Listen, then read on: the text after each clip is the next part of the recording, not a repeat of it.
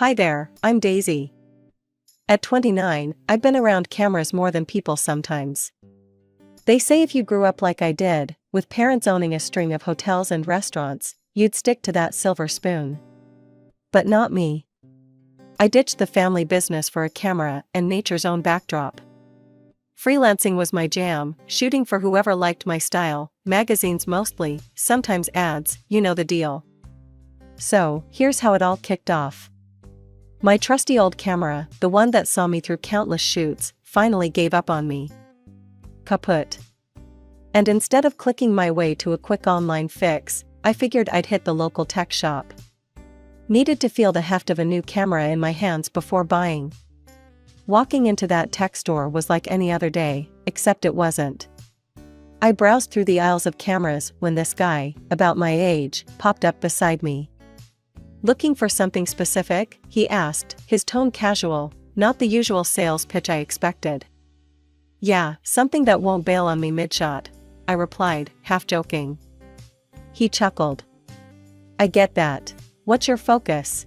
Landscape, portraits, street scenes? Mostly nature, but I like to mix it up with urban landscapes. Keeps things fresh, I explained, warming up to his genuine interest. Mark, that was his name, walked me through the latest models, explaining specs like he was reciting his favorite book. Not once did he try to shove the priciest tag in my face. It was refreshing. So, what do you think? Willing to take this one for a spin? He gestured towards a sleek model that seemed to fit the bill. Might as well. Can't have my next gig without a reliable sidekick. I grinned, making the decision easier than I thought.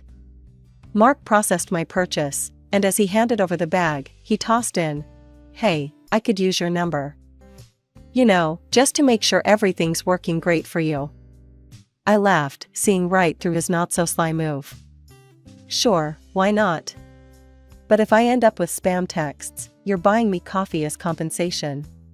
Mark did call, not about the camera, but to ask me out. I said yes. Why not, right? Life's short and all that. After the camera store meet cute, Mark and I were pretty much inseparable. You know how it is when you just click with someone? Yeah, that was us. Always out and about, him with his quirky facts about tech, and me showing him the city through the lens of my camera. One chilly evening about 6 months in, Mark called me up, all excited. Daisy, pack a bag for the weekend. I've got a surprise. Mark, I swear if you've signed us up for some weird survival camp, you're sleeping on the couch. I joked, but I was already pulling on my boots. He picked me up in his rickety old Jeep. God, that thing was a death trap, but he loved it, and we headed out of the city. It was one of those drives where the music's playing, but you're both kinda lost in your own thoughts, you know? Excited, a bit nervous, wondering what's up. Turned out, he booked us a little cabin by the lake. Not fancy, but perfect. Just us, the woods, and a sky full of stars. That night, we sat by the fire, roasting marshmallows, the cheap ones that turn perfect golden brown, and I could tell he was itching to say something. So, Daisy, you know I suck at this kinda stuff. Mark started, poking the fire with a stick. But, I've been thinking a lot. I raised an eyebrow, munching on a marshmallow. Thinking can be dangerous, Mark. What's on your mind? He chuckled, took a deep breath, and then turned to me, his face half lit by the firelight. I love this, you know? Us. And I'm kinda hoping you do too. I leaned in, nudging his shoulder. Yeah, I kinda do. He fumbled in his pocket, pulled out a small box, and it hit me. Oh, this is happening. Mark just went silent, looking serious and kinda scared all at once. Marry me, Daisy. For real. The box popped open, and there it was. A simple ring, nothing flashy. Just perfect. I didn't expect to, but I laughed. It was either that or cry, right? Mark, this is the worst proposal ever. Of course, I will. He grinned, relief washing over him. Damn, I thought you'd need more convincing. Just promise me no more surprises like this without a warning. No promises. he teased, slipping the ring on my finger. We spent the rest of the night just sitting there, the fire dying down, talking about what this all meant for us. No big dreams, just real stuff, like whether we should get a new couch or if his Jeep would make it through another winter. The next day, we spent it lazy by the lake, skipping stones, and talking about how to break the news to our families. Mark's a bit estranged from his folks, they're tough nuts, always on about money and whatnot. He warned me they might not take it well, seeing as I wasn't exactly rolling in dough in their eyes. Let them talk, I said, tossing a stone across the water. We know what we have, and that's enough. Mark nodded, watching the ripples. Yeah, it's us against the world, huh? Always, I confirmed, knowing it wouldn't be easy, but also that it'd be worth it. Little did I know just how rocky it would get with his family, but for that moment, it was just us and the future. And that was enough. A couple of weeks after Mark popped the question, it was time to meet the infamous in-laws. We drove over to their place on a Sunday. I was a bundle of nerves, fussing over my hair and my clothes, wanting to make a good impression. The moment we stepped through the door, it was like walking into a cold gust. Mark's mom looked me up and down as if I was something the cat dragged in. His dad wasn't much warmer, eyeing us with a skeptical squint that made my stomach knot. So, Daisy was it? His mom started, not even a smile. Who do you work for? What's your salary like? I blinked, taken aback by the bluntness. I'm a freelance photographer. I work for myself, so my income varies. At that, Mark's sister, who had been lounging on the couch with her phone, looked up and snorted. Freelance? Sounds like a fancy word for being jobless. Mark could have picked anyone, and he ends up with a beggar from an alley. Their laughter stung, and I felt my face go hot with embarrassment. Mark's hand found mine, giving it a squeeze. Hey, that's enough, he snapped, his voice firm, more forceful than I'd ever heard it. I love her, and she's brilliant at what she does. That's all you need to know. His mom rolled her eyes, but dropped the subject. Dinner was a tense affair, with me trying to make polite conversation while dodging snide remarks about my little hobby. It was a relief to finally say our goodbyes. After that disaster, it was my turn to introduce Mark to my parents. We met them at a cozy little cafe downtown, a far cry from the tension at his family's place. My parents were all smiles when we walked in, pulling us into warm hugs. Mark, we've heard so much about you, my mom gushed, leading him to a table by the window. We're just ordinary pensioners now, my dad chimed in, his eyes twinkling as he shook Mark's hand. Used to run a small business back in the day, nothing too grand. He winked at me, a silent promise to keep our little secret just that, a secret. Mark had no idea he was sitting across from two people who could buy his parents' house 10 times over without blinking. And that's how I wanted it, at least for now. So, Mark, tell us about yourself. Daisy's told us bits and pieces, but we want to hear it from you, my mom said, her tone inviting. Mark, looking more relaxed than he had in days, launched into his life story, from his struggles with his family's expectations to his dreams of starting his own tech company. My parents listened, nodding and throwing in questions here and there. As we sipped our coffees, it struck me how different this meeting was from the one with his family. No judgment, no prying into personal finances, just genuine interest and acceptance. It was like a balm to the burns of the earlier encounter. When we left the cafe, Mark squeezed my hand. Your folks are amazing, Daisy. Thanks for that, I needed it. I smiled up at him, my heart full despite the rocky start to our family introductions. They love you already, you know. Mark and I wanted a simple wedding. Nothing fancy, just close friends and family, a little chapel, and some good food. That's all we needed to start our life together. But of course, his family had other ideas. From the get-go, his sister sneered at our plans. A modest wedding? More like a beggar's bash, she laughed one evening over dinner at their place, making everyone but Mark chuckle. His mother chimed in, Really, Mark, you're setting yourself up to look like you can't afford anything better. I tried to keep my cool, focusing on my food. It's our wedding. We want it to be intimate and personal, I explained, hoping to smooth things over. Mark backed me up. Daisy's right. It's our day, our way. The wedding day arrived, and it was everything I dreamed of, simple and sweet. But true to form, Mark's mom and sister barely hid their disdain. They didn't mingle with my family, just sat there looking like they'd swallowed lemons.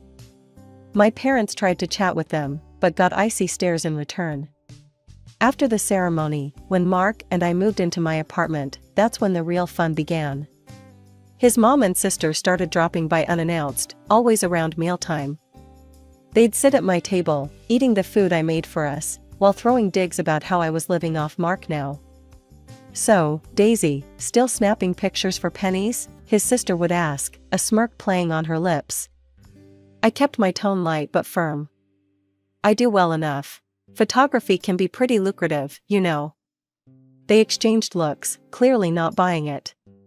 One afternoon, his sister, who was supposedly job hunting, asked outright, "Come on, how much do you really make? Enough to keep my brother happy?" Before I could answer, Mark jumped in, his voice tight with annoyance. "That's none of your business. Daisy's not living off me. We're partners." Their visits became more frequent, and his sister's demands grew more audacious. She'd call Mark, right in front of me, asking him to transfer money so she could go out with her friends. "Mark, I'm a bit short this month. Can you throw some cash my way?" she'd say, her voice loud enough for me to hear. Sometimes Mark would give in, sending her money. Other times, he'd refuse, and boy, did she throw a fit. "You're my brother. How can you leave me hanging while you play house with her?" One day, after she stormed out following another of her tantrums about money, I turned to Mark. "We need to set some boundaries. This can't go on." He sighed, rubbing his temples. "I know, Daisy. I'm sorry. It's just hard, you know? They're family." Things between Mark and his family had been teetering on the edge of outright hostility, and it all came crashing down one Sunday dinner at his mother's house. We knew walking into that den was risky, but it was his sister's birthday dinner in a couple of months, and she had her heart set on something pricey. We were barely through the door when his sister launched into her wish list. "Mark, you know what I want for my birthday, right? That designer bag I showed you last week. It's only a little over $1,000. Mark frowned, setting his jaw in that way he does when he's about to lay down the law. "Lisa, we've talked about this. I can't be dropping that kind of money anymore. I'm married now, and we have our own expenses." Lisa's face twisted up like she'd bitten into a lemon. "Oh, come on. Since when do you back down from spoiling your little sis? What, has Daisy got you on a leash now?" The table went quiet. You could have heard a pin drop. I felt every eye on me, especially the burning glare from his mother. Mark shook his head, reaching over to squeeze my hand under the table. "Lisa, no. I'm sorry, but we've made a budget, and we're sticking to it." That set Lisa off. She stood up, knocking her chair back with a loud scrape that made me jump. "This is all your fault," she shrieked at me. "You're just sucking him dry, taking all his money and attention. He used to have enough for me before you." I tried to keep my voice calm, but it was hard. "Lisa, I haven't asked Mark to stop helping you out. We're just being responsible." And with that, his mom chimed in, siding with Lisa as always. "Mark, she's your sister. You can't let her down. What kind of brother are you if you can't help her out?" Mark stood, pulling me up with him. "Enough. We're leaving. I'm not going to justify our personal decisions here." We left amid Lisa's cries and his mom's accusing eyes. It was the last straw. We decided then and there to cut off communication for a while. We needed peace, a break from the drama. So, we packed up a few days later and went on a small trip, just the two of us, to clear our heads. Coming back from that trip felt like a breath of fresh air, until we found out Lisa hadn't given up. She broke into our apartment while we were collecting the last of our things from the car. "You You think you can just go off on vacations with my brother's money while I get nothing? Lisa was in my face the second I walked in, her voice so loud it echoed off the walls. What are you talking about, Lisa? I use my own money for our trips. I tried to keep calm, but seeing her rifling through my closet, throwing my clothes around, made my blood boil. Lies. All this. She waved at my stuff scattered on the floor. Bought with Mark's money, right? Living the high life while I get scraps. Before I could stop her, she grabbed my new camera from the desk and hurled it to the floor. The crash was like a physical blow. That's enough. I screamed, my patience snapping. Get out of our apartment, now. When Mark came back and saw the mess, the broken camera, he was furious. He called Lisa, yelling into the phone while I tried to salvage what I could of my equipment. She hung up on him, but not before hurling a few choice insults. Mark turned to me, his face softening. I'm so sorry, Daisy. I'll get you a new camera. We'll figure this out. I nodded, too upset to speak. We cleaned up together, the silence between us heavy with unspoken promises to never let his family tear at us like this again. A few weeks after the camera debacle, Mark got a call from Lisa. She was all chirpy, which was a rarity, announcing her birthday bash and, surprise, her engagement. They were celebrating at Monte Cristo's, the fanciest joint in town. Normally, the mention of such a swanky place would have me rolling my eyes, but this time, I couldn't help but smile. Mark noticed and looked puzzled. What's up? Thought you'd want to steer clear of anything involving Lisa after everything, he said, clearly hesitant. I leaned over, whispering, Trust me, we need to go to this one. There's a reason. He studied my face for a second, then nodded. All right, if you say so. The night of the dinner, we dressed up, Mark in a sleek suit that made him look like a movie star, and me in a simple but elegant black dress. As we approached Lisa's reserved area, I spotted the whole clan gathered around a large table, Mark's parents, some aunts and uncles, and Lisa's new fiancé, a slick-looking guy with a too-tight smile. Lisa, spotting us, waved us over with a grin that didn't reach her eyes. There's the happy couple. Come join us, celebrate my birthday and engagement, she called out, loud enough for nearby tables to glance our way. As we got closer, I noticed there was exactly one chair free. Lisa's eyes twinkled maliciously as she took it all in. Mark's mom, seeing our hesitation, spoke up with a snide tone. Oh, it seems we're short a chair. This table is for family members, anyway. Lisa chimed in, her voice sugary with malice. Yeah, Daisy, you can stand or maybe find a spot at the bar? The relatives murmured, some with smirks, others just uncomfortable. Mark was red in the face, fists clenching as he turned to me. Let's just go. We don't need this. But I put a hand on his arm, shaking my head slightly. No, let's stay. I want to. He looked confused, but nodded, trusting my judgment. We stood there, by the table, the tension thick. Just when the awkwardness hit its peak, the restaurant manager came bustling over, looking apologetic. I'm terribly sorry, but it seems we're quite full tonight, no spare chairs available at this moment, he said, his eyes darting between us and the smug faces of Mark's family. Lisa and her mom couldn't hide their glee. Their smiles stretched ear to ear, thinking they had us cornered, standing like fools without a seat. Just as their smiles reached peak smugness, the manager's expression shifted to a warm, familiar smile directed at me. He raised his voice, not obnoxiously loud, but enough to carry over the murmur of the busy restaurant. However, we do have a VIP table reserved for the daughter of the owner of Monte Cristo's. Miss Daisy, your table is ready. The table went silent. Forks paused midair, and the color drained from Lisa and her mom's faces. Mark looked at me, a mix of shock and awe in his eyes, while the rest of his family seemed to be grappling with this new piece of information. Your dad owns Monte Cristo's? Mark stuttered, his voice barely above a whisper. I nodded, giving him a sheepish grin. I wanted you to love me for me, not for for this. I gestured around the opulent setting of the restaurant. He chuckled, shaking his head in disbelief. You were right not to tell. God, can you imagine the shopping lists I'd be handed otherwise? We both laughed, the tension easing as we followed the manager to our VIP table, a beautifully secluded spot with a stunning view of the city skyline. The whispers from Mark's family followed us, their earlier triumph replaced by stunned silence. We had just settled into the comfort of our private table, sipping on champagne that suddenly tasted sweeter, when half an hour later, a sheepish Lisa and her equally embarrassed mom approached us. Their earlier arrogance had evaporated, replaced by awkward shame. Daisy, we didn't realize, well, we sort of went overboard with the ordering. Lisa stuttered, not meeting my eyes. The bill is a bit more than we can handle. Could you?